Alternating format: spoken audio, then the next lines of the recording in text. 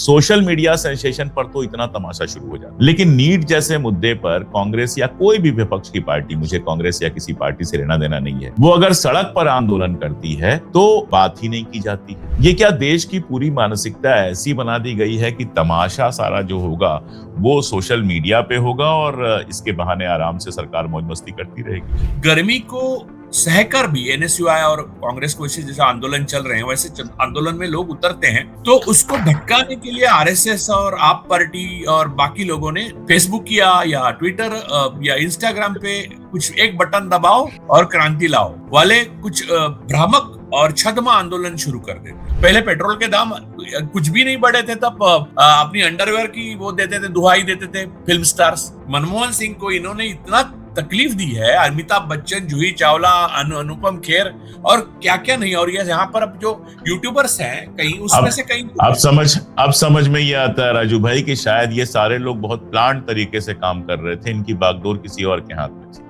जी, ऐसा लगता है। 500 रुपया अगर पेट्रोल हो जाता है तो भी भक्त कहते हैं मोदी आएगा, क्योंकि अब्दुल को टाइट करना है। जीएसटी वाली जब पॉलिसी आई थी, मैं जानता हूं कितने छोटे दुकानदारों के लिए जीवन मुश्किल हो गया था, महीनों लग गया था उनको एडजस्ट करने में। लेकिन वही लोग जब वोट देने की बारी आती है तो अब्दुल की चूड़ी टाइट करने के लिए वोट देते हैं। अभी हम कैसे वोट मैनेज हो रहा है, क्या हो रहा है, उसकी बात तो हम करते ही रहते हैं, लेकिन यह हकीकत है सारे मैनेजमेंट के बावजूद कि एक बड़ा क्लास सिर्फ इसलिए वोट करता है कि अब्दुल की चूड़ी टाइट रहे। इन्होंने इतने बाबा लोगों का स्लीपर सेल बनाया है, सदगुरु, श्री श्री, ये सिद्ध, वो बागेश्वर, ये वो सारे बाबा इसलिए लाए गए हैं कि वो एक्चुअली अब्दुल टाइट करने वाले एंटी सोशल, एंटी नेशनल और मानवता विरोधी स्लीपर सेल के रूप में काम करते हैं। आपने बहुत सारी बातें कर ली, अब एक सीधे सवाल का जवाब दीजिए, एकदम सीधा सवाल।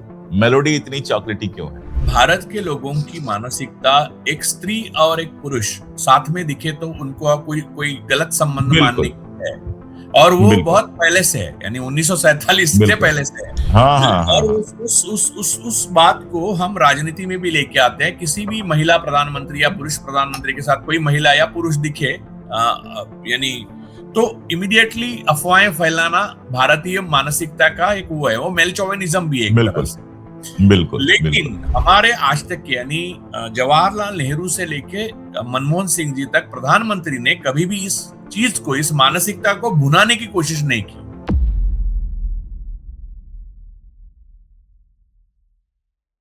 नमस्कार, मैं अशोक कुमार पांडे और स्वागत है आपका द क्रेडिबल हिस्ट्री पर। और हमारे साथ हैं राजू भाई। एक बार फिर से राजू भाई आपका बहुत बहुत स्वागत। देखिए, सरकार राजू भाई कुछ भी कहती हो, भले हिंदू मुसलमान, लेकिन मुझे सरकार हमेशा मुसलमानों की पक्षधर लगती है। मेरी इस बात पर कोई मुझे ट्रोल कर सकता है, क्यों लगती है मैं समझा रहा हूं। हिंदुओं में गिरिराज सिंह कहते हैं झटका होता है और मुसलमानों में होता है हलाल, रेता जाता है।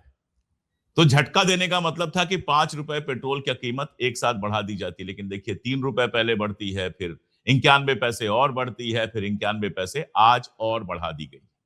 तो ये जो हलाल का पूरा प्रोसेस चल रहा है वो बड़ा मजेदार है कि धीरे धीरे बढ़ाते जाओ। और आप सोचिए, प्रधानमंत्री महोदय आते हैं इटली से लौटकर, मंत्रिमंडल की बैठक बुलाते हैं, फिर प्रधानमंत्री महोदय सरकार से कहते हैं, अब अगर प्रधानमंत्री सरकार नहीं है तो और कौन सरकार है मुझे नहीं पता, लेकिन प्रधानमंत्री महोदय सरकार से कहते हैं कि अल्टरनेटिव फ्यूल का इस्तेमाल किया जाए। कौन सी सरकार से कहते हैं? वो इटली की सरकार से कह रहे हैं, अमेरिका की सरकार से कह रहे हैं, किसी को कुछ नहीं पता। सर्जियो गोर ट्वीट करते हैं कल रात को कि मार्क रूबियो आ रहे हैं, हमारे दोस्त Mark Rubio, secretary Mark Rubio आ रहे हैं। यानी मार्क रूबियो के आने की खबर हमको अमेरिका के राजदूत के ट्वीट से मिलती है और कहीं से नहीं मिलती है। इटली जाते हैं तो इटली में यह बताया जाता है कि हमारी जहाजें वहां पर रुकी हुई हैं क्योंकि उसमें मिलिट्री ग्रेड स्टील है, और मिलिट्री ग्रेड स्टील इजराइल जाना था जिससे तोप के गोले बनते और उन तोप के गोलों को आप आराम से इस्तेमाल करते गजा के नागरिकों के ऊपर, लेबनान के नागरिकों के ऊपर, और जहां चाहते वहां आप इस्तेमाल करते। इतना सारा कुछ है और हमारा मीडिया दो चीजों में फंसा हुआ है। एक तो वो फंसा हुआ है मेलोनी जी में। एक बात मैंने पूछी थी एक दोस्त के माध्यम से, सुयश सुब्रम ने लिखी थी, तो मैंने वो बात पूछी थी कि अगर मान लीजिए कि इटली का जो प्रधानमंत्री होता वो 40 साल का कोई युवा होता और हमारी जो प्रधानमंत्री होती मान लीजिए वो 70 साल की महिला होती, तो भी हम क्या इस तरह के मीम बनाते? एक देश की प्रधानमंत्री हैं वो, एक देश के प्रधानमंत्री नरेंद्र मोदी जी हैं, और बचकाने मीम बनाए जा रहे हैं। और मुझे ये कहने में कोई शर्म नहीं है कि इनका मौका भी मेलोडी जैसी चीजों से दिया जा रहा है। तो इंटरनेशनल पॉलिसी में जो हो रहा है वो हो रहा है। रुपया जिस तरह से गड्ढे में जा रहा है, महंगाई जिस तरह से बढ़ रही है उस तरह से बढ़ रही है, लेकिन हम दूसरी चीजों में लगातार व्यस्त हैं। और इन सब के बीच अडानी जी के मामले सारे के सारे सेटल हो जाते हैं अमेरिका के अंदर। हम इसमें परेशान हैं कि इसकी बलि होगी, उसकी बलि होगी। अब बकरे की ट्रक जा रही थी कल गुजरात में राजू भाई, और उसको भी रोका गया, उससे भी दिक्कत पैदा हो गई। अब बकरे के हलाल होने से भी, बकरे को भी बलि में इस्तेमाल करने, कुर्बानी में इस्तेमाल होने से दिक्कत होने लगी है। तो साफ समझ में आ रहा है कि जब मुसलमानों ने कहा कि हम गाय को छुएंगे नहीं, जब मुसलमानों ने कहा कि गाय को राष्ट्रीय पशु बना दो, तो ये लोग हड़बड़ा गए और अब बकरे से भी इनको दिक्कत हो रही है। यानी गाय से कोई प्रेम नहीं है, टोटल नाटक करना है। तो राजू भाई, ना इकोनॉमी से कोई प्रेम है, ना गाय से कोई प्रेम है, ना रुपए से कोई प्रेम है। पनगड़िया साहब कहते हैं जाता है 100 रुपए तक तो जाने दो, कोई दिक्कत नहीं है। कांग्रेस के टाइम में लगातार यही पनगड़िया साहब ज्ञान दिया करते थे। अब इतनी बातें मैंने कह दी, मुझे लगता है कि मैं बोलूंगा तो मेरा 20 मिनट का वीडियो हो जाएगा, इसलिए मैं खामोश हो जाता हूं। क्या आपको लग रहा है वो बताइए।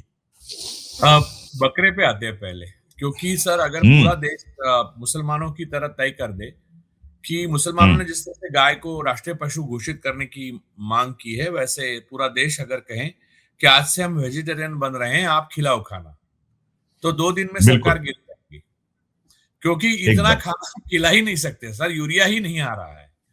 और दूसरा सर, वो कह रहे हैं प्रधानमंत्री, यानी जो म्यूट पे रहते हैं, हमेशा म्यूट मोड पर ऐसे ऐसे हाथ करते हैं ताकि लोगों को लगे कि वो बहुत कुछ मार्गदर्शन कर रहे हैं। राजू भाई, हम लोग पैदा हुए तो वो मूक फिल्मों का दौर चला गया था। मूक फिल्में बननी बहुत पहले बंद हो गई थी, हमारे बाप के जमाने में ही बंद हो गई थी। तो अब दोबारा से हम आनंद ले रहे हैं मूक फिल्मों का। तो देखिए, वो जो हमारा ग्लोरियस पास्ट है ना, उसको वो दोबारा से रिवाइव कर रहे हैं, ऐसे इसको देखिए। हाँ, तो सर ये पुष्पक 2 है। तो मूक नायक पुष्पक 2 है ये। तो इनकी जो ऑर्गेनिक खेती के प्रति जो संवेदना जागृत हुई है, वो इसलिए हुई है क्योंकि यूरिया नहीं आ रहा है और हरित क्रांति से हम पीछे हट रहे हैं। यहाँ हम पूरा धान्य और पूरा अनाज और सारा लोगों को दे नहीं पा रहे हैं, और वहां बकरों को रोक लगेंगे तो लोग अकाल और सूखे से मर जाएंगे, क्योंकि पूरी गर्मी है। जंगल जमीन दे दी गई है मोदी मित्रों को, वो जंगल का इस तरह से नाश कर रहे हैं कि वो जंगल उगेगा नहीं फिर से। देखिए, एक जंगल बनने में लाखों साल लगते हैं, पेड़ उगाना इसका मतलब जंगल नहीं है। ये समझने के लिए बहुत इंटेलिजेंस नहीं चाहिए, लेकिन आपको समझिए कि सेकेंड वर्ल्ड वॉर में जर्मनी में जो बॉम्बिंग हुई, उसकी वजह से उनके जंगल नष्ट हो गए। उसके बाद आज तक उन्होंने कई लैंडस्केप बनाए, कई हरियाली लगाई, कई पेड़ लगाए, लेकिन उसको जंगल नहीं कहा जा सकता। जंगल बनने की प्रक्रिया लाखों साल बनती है। उसके नीचे कोयला इसीलिए बनता है क्योंकि वो लाखों साल की एक प्रक्रिया होती है। तो जंगल तोड़ के कोई दिवालिया आदमी ही नीचे का कोयला निकाल सकता है, जिसको देश का कोई मोह नहीं, प्रेम नहीं, और देश को बेचने के लिए तैयार हो, ऐसे लोग ही ऐसा कर सकते हैं। तो ये हो रहा है, उसकी वजह से सूखा होगा, उसकी वजह से अकाल होगा, और ऊपर से आप बकरे भी, चिकन भी, कल मुर्गी के लिए भी कहेंगे खाना मत। और द्रौपदी मुर्मू जी जिस नोमैडिक से आती हैं, वो कह रही है वेज खाना खिला रही है वियतनाम के अध्यक्ष को, जबकि हम आज तक यजमान के रूप में जो मेहमान आते हैं उनको उनका पसंद का खाना खिलाते थे। तो यहाँ भिंडी की सब्जी और क्या क्या आलू का रायता, ये सब खिला रहे हैं। तो ये बस देखिए, जैन्स और ब्राह्मण्स में जो उच्च यानी जाति के और जो एलिट क्लास है, पैसे वाले हैं, उनका शौक है ये वेजिटेरियनिज्म। नॉन वेजिटेरियनिज्म इसलिए है क्योंकि 80% भारत नॉन वेजिटेरियन है। दूसरी बात, बच्चों को प्रोटीन के स्रोत जो हैं, वो सिर्फ बहुजनों के या पिछड़ों के या आदिवासियों के या मुसलमानों के या गरीबों के, क्योंकि मुसलमानों में भी सिर्फ 6% लोग पढ़े लिखे हैं, बाकी तो गरीब ही हैं। तो उनको जो प्रोटीन का सोर्स मिलता है वो मांस से मिलता है, उसको बंद करने पे लगी हुई है आरएसएस। और मोदी सरकार में है या नहीं है, इस तरह से जिस तरह से मुसलमानों को मारा जा रहा है, लिंचिंग किया जा रहा है, और उनको जो मुसलमान दोस्त इंटरनेशनल लेवल पे है, वो आइदर मनी कम्स और मनी गोज पे भरोसा रखते हैं इसलिए ये जब उनको गले लगाते हैं पेंगुइन बन के, तो पूछते भी नहीं कि आपके देश में मुसलमानों का ये क्यों हाल हो रहा है। तो कुल मिला के सर ये है कि देश अधर में लटक रहा है, देश को कोई शासन व्यवस्था नहीं है, लॉ एंड ऑर्डर नहीं है, इकोनॉमी नहीं है। हमारे विदेश मंत्री पूरी तरह से ट्रैप में फंस चुके हैं। प्रधानमंत्री जी और उनके मित्रों के जो ऋण जो चुकाने के, कर्ज अदा करने के फैसले जो है, वो जिसके लिए देश बेचना पड़ रहा है, उसमें वो फंस चुके हैं। अब मुझे लगता है कि डिफैक्टो विदेश मंत्री तो हरदीप पुरी ही है, क्योंकि वो थ्रू एप्स्टीन ही सब कर रहे थे 2014 से। तो वही पेट्रोलियम मंत्री है, तो आप 2 रुपए 5 रुपए का क्या लेके रखे हैं? 500 रुपए अगर पेट्रोल हो जाता है तो भी भक्त कहते हैं मोदी आएगा, क्योंकि अब्दुल को टाइट करना है। तो ऐसी सोच, ऐसी गंदी मानसिकता और ऐसी अमानवीयता रखने वाले लोगों को इजराइल के साथ हाथ मिलाकर गाजा और फिलिस्तीन में लोगों को मारना तो बहुत आसान बात है। और ये सारे शाकाहारी लोग मिलके ही हत्याएं कर रहे हैं, देश के बाहर और देश के अंदर। तो मनुष्यता का अंत करने वाले लोग बड़े शाकाहारी है, जैसे हिटलर था।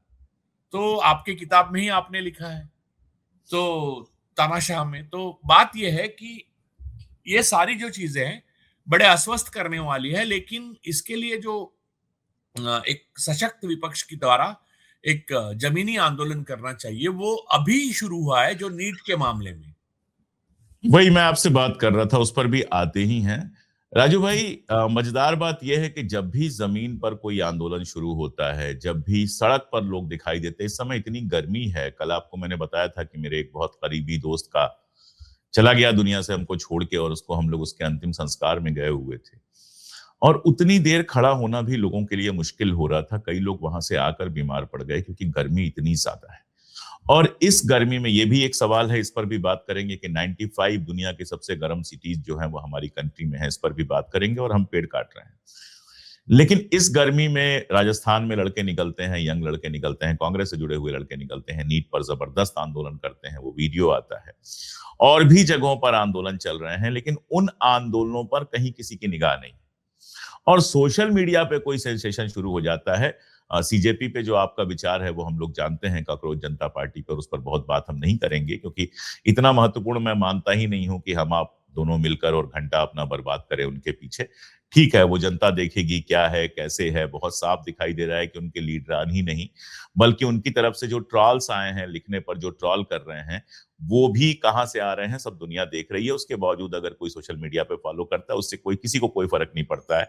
यहाँ पर 10-10 15-15 मिलियन वाले फॉलोअर्स वाले लोग हैं, जिनको हमने देखा है कि चुनाव में क्या हुआ है, वो बेकार की बात है। लेकिन जो मैं कहना चाह रहा हूं कि सोशल मीडिया सेंसेशन पर तो इतना तमाशा शुरू हो जाता है, लेकिन नीट जैसे मुद्दे पर कांग्रेस या कोई भी विपक्ष की पार्टी, मुझे कांग्रेस या किसी पार्टी से लेना देना नहीं है, वो अगर सड़क पर आंदोलन करती है तो बात ही नहीं की जाती है।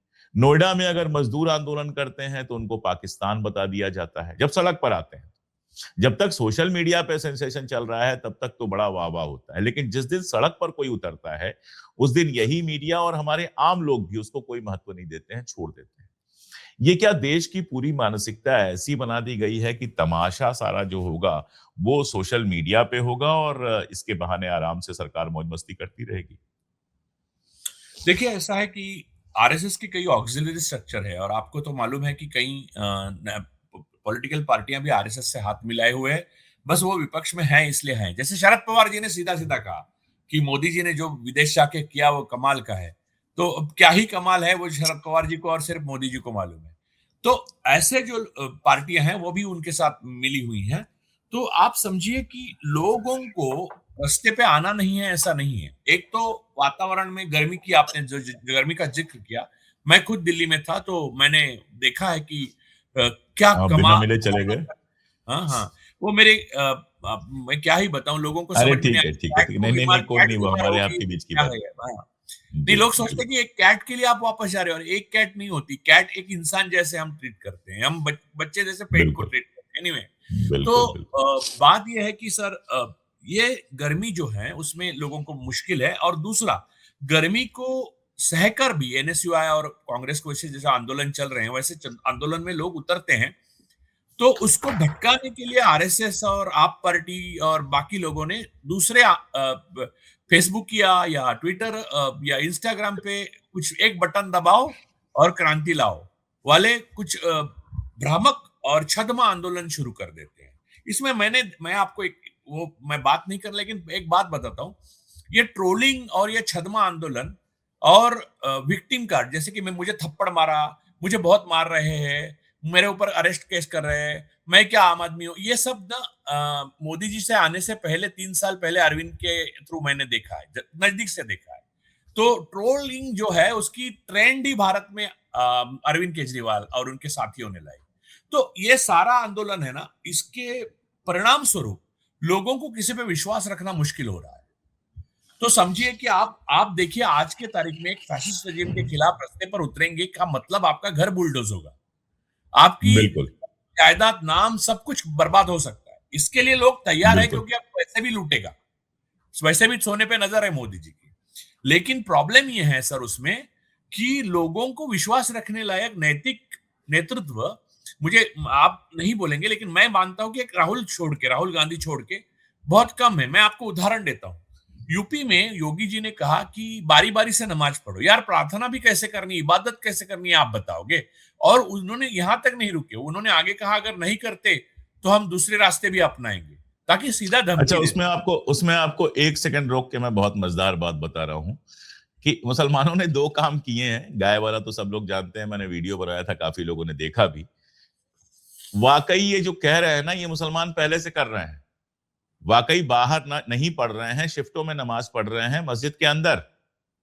आप समझ रहे हैं इस बात को? पहले से जी। शिफ्टों में नमाज पढ़ रहे हैं, लेकिन और इससे क्या है, आप कोई ऐसी बात नहीं कर पा रहे हैं कि सड़क पर हम ये करेंगे वो करेंगे। तो वो जो पहले से कर रहे हैं उसी को बोल के धमकी देने की कोशिश की जा रही है कि माहौल बना रहे। तो मुझे नहीं पता, मुसलमानों ने गांधी को पढ़ा नहीं है, लेकिन अपने तरीके से उन्होंने गांधीवादी आंदोलन की शुरुआत 2 लेवल पे कर दी है। यूपी में कल जो है आखिरी जुमा था, बकरीद से पहले आखिरी जुमा था।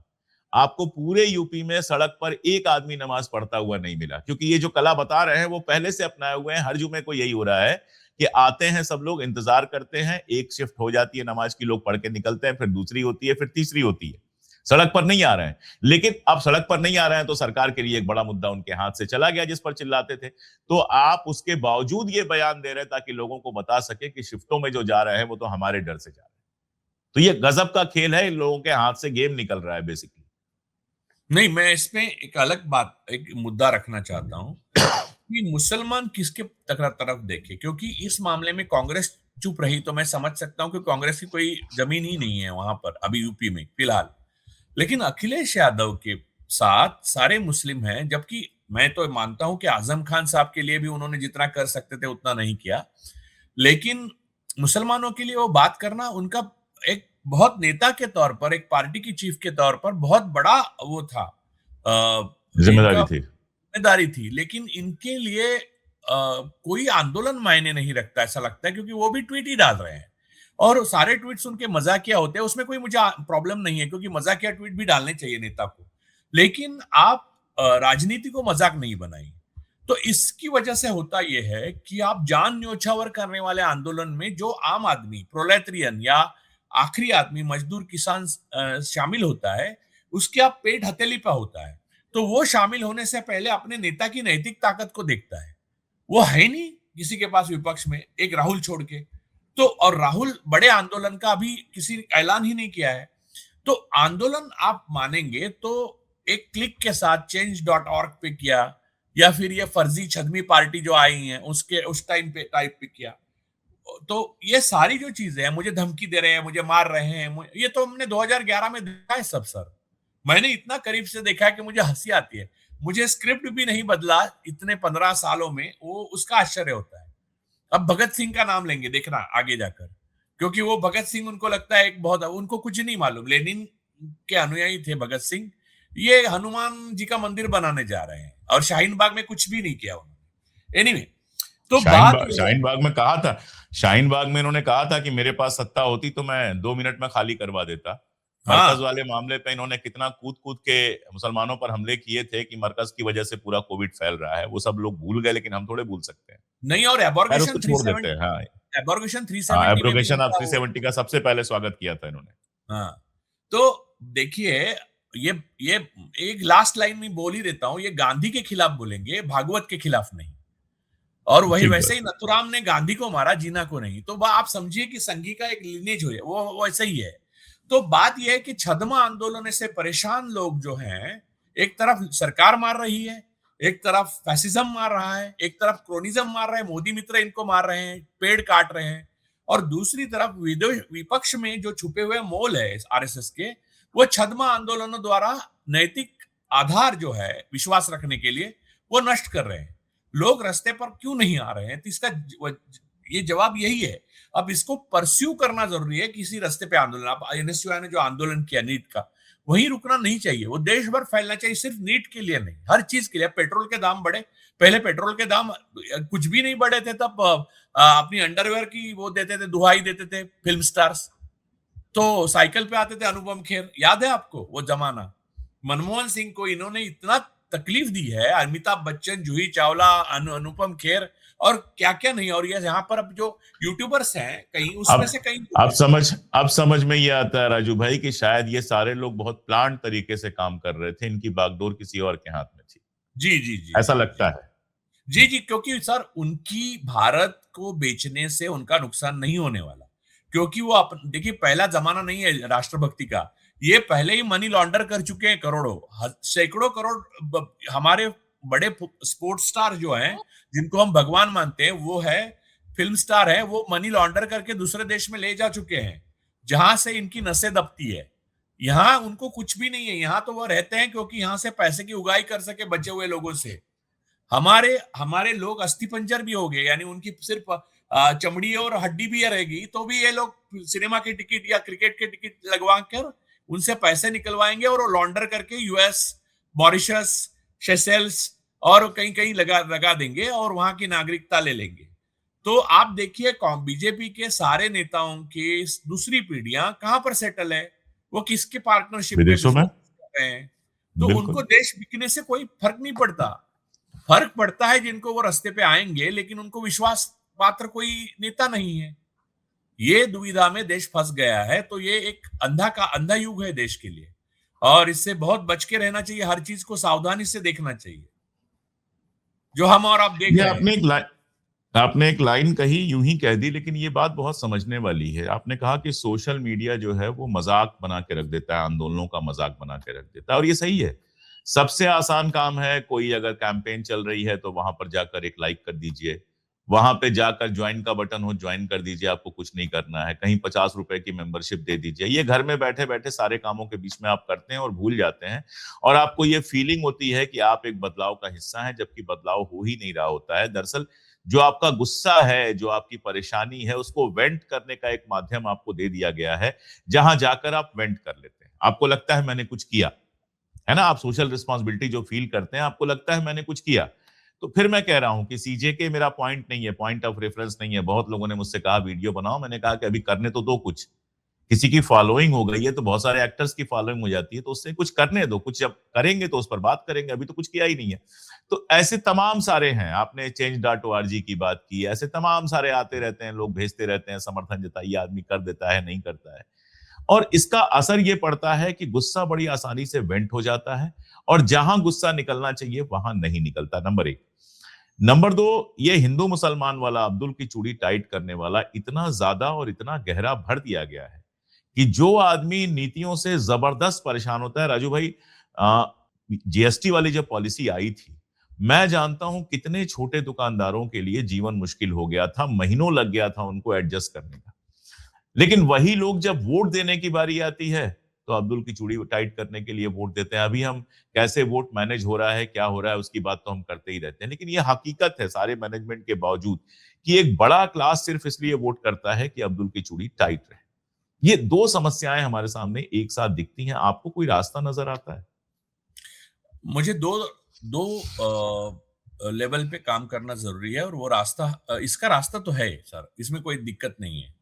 एक, जो लोग अब्दुल वाली मुद्दे पे लगे नहीं हैं, उनको साथ लाना मुश्किल नहीं है, एक बात। दूसरे, जो अब्दुल वाले मुद्दे पे लगे हैं, उनके प्रति जो रुख अपनाना है, वो मुसलमानों को अपनाना है। हिंदुओं को जो ये अब्दुल वाले मुद्दे के खिलाफ है, वो उन्हें आवाज उठानी चाहिए, और मुसलमानों को साथ में लेना चाहिए अपने, या फिर मुसलमानों के साथ खुद जाना चाहिए। दोनों में से एक किया तो अपने आप समझ जाएंगे लोग कि ये मुद्दा अब चल नहीं रहा है। और वैसे भी वो देश में चला नहीं। देखिए, इन्होंने इतने बाबा लोगों का स्लीपर सेल बनाया है, सदगुरु, श्री श्री, ये सिद्ध, वो बागेश्वर, ये वो सारे बाबा इसलिए लाए गए हैं कि वो एक्चुअली अब्दुल टाइट करने वाले एंटी सोशल, एंटी नेशनल और मानवता विरोधी स्लीपर सेल के रूप में काम करते हैं। और दूसरे लेवल पे वो कई बाबा है वो जो मनी लॉन्ड्रिंग का भी काम करते हैं। तो ये सारे स्लीपर सेल जो काम कर रहे हैं आरएसएस के लिए, वो आरएसएस जैसे ही रजिस्ट्रेशन बिना ही पॉलिटिक्स कर रहे हैं। तो इनको मानना, लोगों में अंधविश्वास फैले, विज्ञान विरोधिता फैले, साइंटिफिक टेम्परामेंट नष्ट हो, इसलिए बीजेपी काम कर रही है। तो लोगों को लगता है ऐसा क्यों कर रहे हैं देश के साथ ये लोग? इसलिए क्योंकि उनकी राजनीति नफरत पे है, और नफरत अगर फैलनी है तो आपको साइंटिफिक टेम्परामेंट को नष्ट करना पड़ता है। तो इनके पास कोई एजेंडा नहीं है, आरएसएस के पास, ना मोदी के पास कोई एजेंडा है। अब हाथ से बागडोर छूट चुकी है, विदेश नीति की भी और देश के अर्थ व्यवस्था की भी, सब कुछ छूट चुका है। इनके घोड़े चारों तरफ दौड़ रहे हैं अब। तो ऐसी स्थिति में उन्हें डिवाइड एंड रूल करना है। तो कुछ विपक्ष पार्टियों को हाथ मर लेके उनके भी विदेश में ही धागे हैं सारे। आप देख रहे हैं कि विदेश में धागे होने वाले ही लोग ही इसी ट्विटर वाला आंदोलन करते हैं या फेसबुक वाला।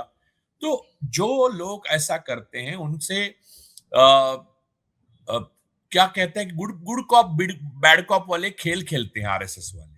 वही बच्चे आपस में ही बन जाएंगे अच्छे बुरे। हाँ, बन जाते हैं, तू क्लोजअप बन जा, मैं कोलगेट बन जाता हूँ टाइप। तो ये सारा, और हिंदुस्तान यूनिलीवर ही कर रहा है सब, लेकिन बनता है तो लोगों को लगता है मैं आई एम नहीं, कंपनी का नाम मत लीजिए, वरना पता चलेगा कंपनी वाले हमारे ऊपर दावा कर देंगे। आजकल नहीं देखिए, सर, आजकल आपने सीजेके पर एक जगह इंटरव्यू दिया, रात भर चैनल गायब रहा। तो अब तो आप हाँ, खतरनाक आदमी हो गए, आपको बुलाने नहीं में मैं डर लगना चाहिए हमको। नहीं नहीं, मैं एक बात बताता हूँ। हिंदुस्तान यूनिलीवर की कोई बुराई नहीं कर रहे हैं ना हम लोग। उन्होंने दो प्रोडक्ट मार्केट में भेजे, वो मार्केट स्ट्रेटेजी है। लेकिन राजनीति हाँ, में जिसको जो पसंद है। मार्केट स्ट्रेटेजी ये राजनीति में नहीं चलती। जैसे कि सावरकर ने जी, बायोलॉजिकल रूल जो है, यानी survival of the fittest, survival of the fittest. हाँ, वो सोशियोलॉजी में लाने की कोशिश की। तो इक्विटी और इक्वालिटी को ही नष्ट करना चाहते हैं वो। वैसे हिंदुस्तान यूनिवर्सल का अपनी जगह सही है, क्योंकि वो मार्केट हम स्ट्रेटेजी सब प्रोडक्ट के इस्तेमाल लिए करते हैं जी। सर, लेकिन उनकी बुराई नहीं कर रहा हूं आप काट सकते हैं, हाँ, नहीं, ये तो लेकिन मजाक। नहीं, कुछ नहीं काट रहा मैं। नहीं, वो एक्चुअली वो उनकी मार्केट स्ट्रेटेजी और वो सही है, लेकिन अच्छा, वो ये बताइए, आपने बहुत सारी बातें कर ली, अब एक सीधे सवाल का जवाब दीजिए, एकदम सीधा सवाल। मेलोडी इतनी चॉकलेटी क्यों है? सर ये मुझे बहुत, इसलिए नहीं पता है कि मैं तो डायबिटिक हूं, आप जानते हैं, आप लेकिन जानते होंगे इसका जवाब। नहीं सर, मैं बताना चाहता हूं कि देखिए, मैं इसके डिटेल्स में नहीं पढ़ना चाहता, लेकिन खुद मोदी जी जाकर जो करके आए हैं वो उनको अच्छा लगे बिना लोग नहीं कर रहे हैं। उनको अच्छा लगता है, हम्म, उनको मालूम था इसके रिपरकशन, उसके कॉन्सिक्वेंसेस क्या होंगे। वो हम्म, बचपन से ही एक हिंदी फिल्मों के हीरो बनना चाहते थे। और ओह, जब देवानंद नहीं रहे हैं, नहीं पता चलता है ना उनके सारे जो बिहेवियर है, पैटर्न, सुबह से लेके शाम तक। हम लोग शिवराज चौहान का गृह मंत्री पद से इस्तीफा इसलिए लिया, 2 बार कपड़े बदले। ये 6 बार बदलते दिन में, कई बार 8 बार भी बदलते हैं। और उन्होंने एक बार पहना हुआ कपड़ा फिर से शिवराज पाटिल, शिवराज पाटिल, शिवराज, महाराष्ट्र में बैठ के पाटिल को चौहान कहोगे आप? कैसे होगा ऐसे राजू भाई? चलिए सर, ठीक है, पाटिल, शिवराज पुरानी बात पाटिल। होगी। हाँ, वो गुजर भी गए बेचारे, लेकिन जी उनका बिल्कुल, इस्तीफा कांग्रेस ने अंदर गृह लिया मंत्री था। थे। नैतिकता के आधार पर उनका कांग्रेस ने इस्तीफा लिया था, 2 बार कपड़े केवल एक बदले सूट बस। बदल लिया था बस। हाँ, हाँ, तो इन्होंने 6, 7, 8 बदले। और आपने देखा होगा, मैंने रोज देखता हूं कि उन्होंने एक बार पहना हुआ कपड़ा 12 साल में फिर नहीं पहना। तो कपड़े कहाँ दोबारा जाते हैं कभी मुझे नहीं नहीं मालूम। एक, दूसरी बात सर, वो ये फिल्म स्टार बनने की मैं उनकी सफर की कहानी बता रहा हूँ। आवाजें निकालना, गलत टाइम पे सही रोना, तो ये सारी जो चीजें है वो एक्टर की है। और उनके जैसा एक्टर पॉलिटिक्स में दूसरा एक ही है, और उसका नाम मैं बताना नहीं चाहता कि लोग समझ जाएंगे, क्योंकि मैं बोल रहा हूं इसलिए। तो तो ये जो उनकी जो ये है, उसमें उनको लगता है, देखिए मैं आपको बताता हूँ, क्रांति फिल्म के बाद मनोज कुमार साहब की मैं उनका बहुत प्रशंसक रहा हूँ, लेकिन ऐसा नहीं कि उनकी वो कुछ बातें, क्लर्क नाम की फिल्म आई थी और वो सब, वो देखिए आप एक बार कि वो यहाँ से देखा बाल मैंने। आए हुए हैं, सफेद हुए हैं, सब कुछ हुआ है, और वो किताब नोटबुक्स लेके कॉलेज जा रहे हैं। और देवानंद की आखिरी पड़ाव यानी उनके लाइफ के लास्ट फेज में उनकी फिल्में देखिए, वो अपनी जवानी की नकल उतार रहे थे, ताकि वो बूढ़ा नहीं होना चाहते थे, बूढ़े नहीं होना चाहते थे, और एहसास दिलाना चाहते अपने चाहने वालों को कि मैं अभी भी जवान हूं। तो ये एक्टर सिंड्रोम जो है वो प्रधानमंत्री में है, तो इसलिए वो मेलेडी आ गई। तो वो एक्टर बनना चाहते थे, और वो एक चाहते हैं कि एक अच्छी सी हीरोइन रहे, मैं गाना गाऊं। तो वो तो गाना तो नहीं गा सकते, भाषा का भी प्रॉब्लम बहुत है, क्योंकि गिरिराज सिंह ने कहा वो पढ़े लिखे नहीं है। विदेश में अगर नहीं नहीं, उनको वो मेरे ख्याल से सही बयान नहीं था, वो गलत बयान था, वो गलत फेक बयान बयान था था। वो। हम्म। तो तो आजकल कौन सा सही है और सच कौन था। सा गलत? सच सच था लेकिन फेक था। हाँ, कई बार हाँ, झूठ सच होता था। है लेकिन असली होता है। हाँ, तो ये जो उनका मेलेडी वाला जो था वो उन्होंने उत्तेजन दिया है। देखिए ऐसा नहीं है कि प्रधानमंत्री ने कुछ, देखिए राजीव गांधी जी ने इटालियन लड़की से शादी की, और हमारे लिए वो एक बहुत रिस्पेक्टेबल वुमन रही है इस देश के लिए, सोनिया जी।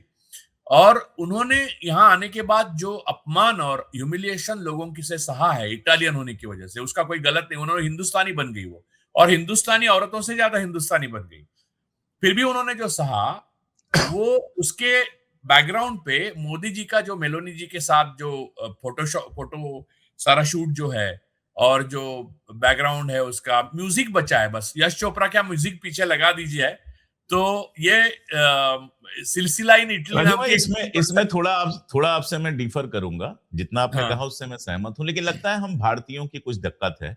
आप याद कीजिए, जब हम कॉलेज में थे उस समय बेनजीर भुट्टो पाकिस्तान की प्रधानमंत्री बनी थी, और हमारे यहाँ राजीव गांधी थे। दोनों बेहद खूबसूरत थे और दोनों विदेशों में पढ़े लिखे थे, और दोनों एक तरह से आप कह सकते हैं कि प्रधानमंत्री के खानदान से आते थे, उनके भी बाप प्रधानमंत्री थे, सारा कुछ। तो प्रधानमंत्री जी की जब यात्राएं होती थी या बेनजीर जी के साथ, बेनजीर साहिबा के साथ फोटो आती थी, तो भी इस तरह के हंसी मजाक हमारे यहाँ चलते थे कुछ ज्यादा ही। मोदी जी जो कर रहे हैं वो अलग बात है। राजीव गांधी ने कभी चॉकलेट और पेस्ट्री गिफ्ट नहीं की। वो बहुत बहुत ही कायदे से, बहुत जो हम कहते हैं कि ऑर्गेनाइज तरीके से और बहुत भद्र तरीके से दोनों लोग मिलते थे, और वो सारी चीजें थी। ये मेलोडी वाला पूरा डिप्लोमेसी मुझे भी समझ में नहीं आई, पसंद नहीं आई। लेकिन कुछ तब भी तमाशे चलते थे, तब भी हमारे यहाँ मजाक जोक और क्या क्या चलते थे। तब सोशल मीडिया नहीं था, इसलिए इतने दिखाई नहीं देते थे। और अब भी मैं देख रहा हूं कि सोशल मीडिया पगलाया हुआ है, बिल्कुल जैसे किसी तरह का कोई, आप कह सकते हैं कि अंदर से कोई कुंठा है जो निकल के आ रही है मोदी जी के माध्यम से। बस सवाल इतना है कि उस कुंठा को पानी देना है या उस कुंठा को खत्म कर देना है। अगर खत्म करना होता या उस पर रोक लगा देनी होती, तो शायद जो ऑफिशियल हैंडल्स हैं या फिर जो उनके आईटी सेल के हैं, वो इसको दबाने की कोशिश करते हैं। दुर्भाग्यजनक ये है कि वो भी इसको उठाने की, बढ़ाने की कोशिश करते हैं। और मैं नहीं जानता, जिस तरह के वीडियोस बना के डाले गए एआई, मैं नहीं जानता कि इंटरनेशनल पॉलिटिक्स में इसके बुरे असर भी पड़ सकते हैं, मुझे ऐसा लगता है। मैं एक बात, दो बातें हैं इसमें, मैं शॉर्ट में एक्सप्लेन करता हूँ। हाँ, बस खत्म करते हैं जी। भारत भारत के लोगों की मानसिकता, एक स्त्री और एक पुरुष साथ में दिखे तो उनको कोई कोई गलत संबंध मानने बिल्कुल। की है, और वो बिल्कुल। बहुत पहले से है, यानी 1947 के बिल्कुल। पहले से है।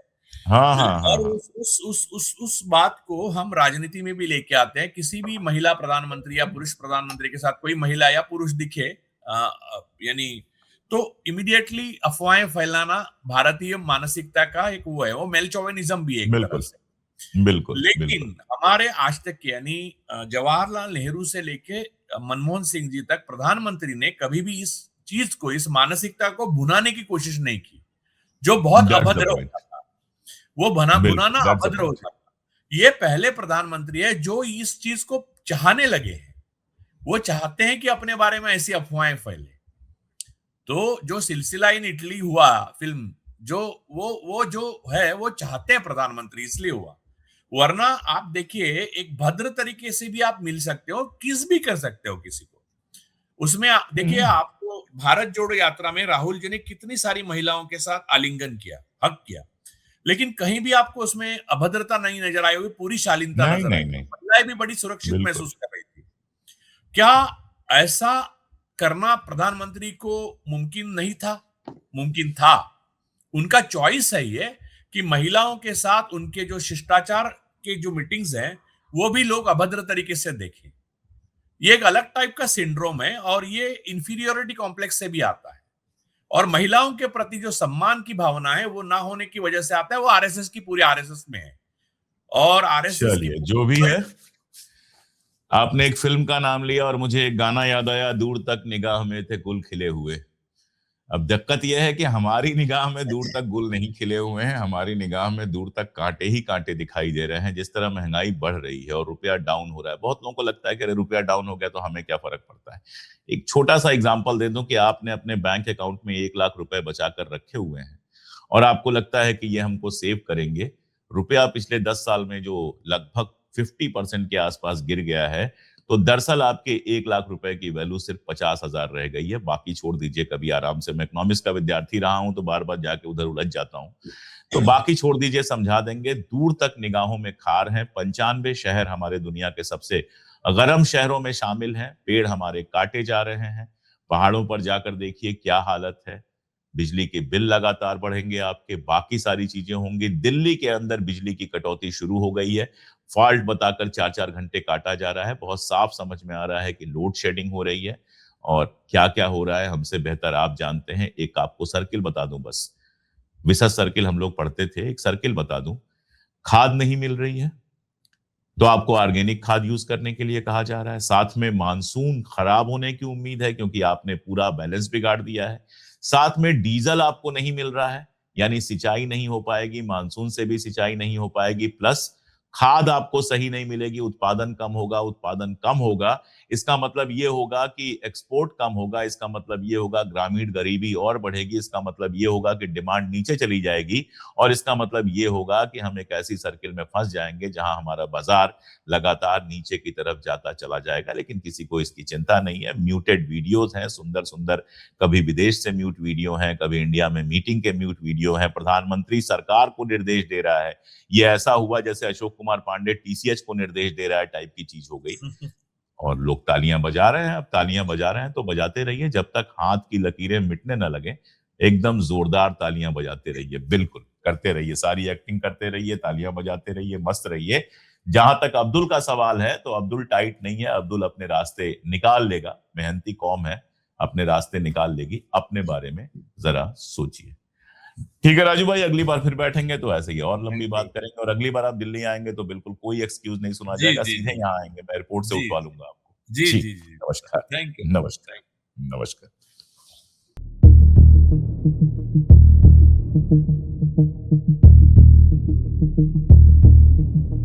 Thank you.